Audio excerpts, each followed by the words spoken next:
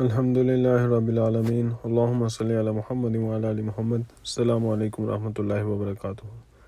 مشکوٰۃ المصابیح کی حدیث نمبر 238۔ رسول اللہ صلی اللہ علیہ وسلم نے فرمایا، قرآن مجید 7 طریقے پر اتارا گیا، ہر آیت کے لیے ایک ظاہری معنی ہے اور ایک باطنی معنی ہے، اور ہر حد کے لیے خبردار ہونے کی جگہ ہے۔ اس حدیث کو شرح سنہ میں روایت کیا گیا ہے۔ حرف کے معنی طرف اور کنارے کے ہیں، یہاں لغت مراد ہے۔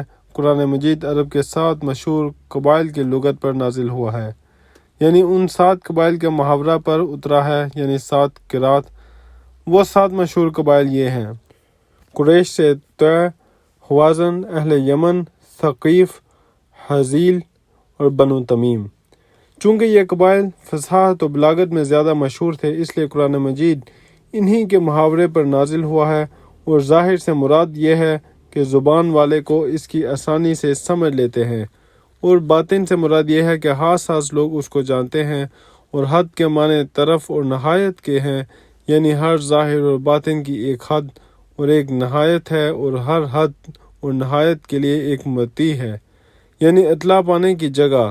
لہذا ظاہر عربیت کا سیکھنا اور مطلع باطن ریاضت اور اتباع اور فرمانبرداری ہے۔ اور بعض لوگوں نے کہا ہے کہ ظاہر سے قرآن مجید کے الفاظ اور باطن سے اس کی تعویل، اور مطیع سے فہم، یعنی اس کو سمجھ، جو فکر کرنے والوں پر اس کی تعویل اور اس کے معنی ظاہر ہو جائیں جو اوروں پر ظاہر نہیں ہوتے۔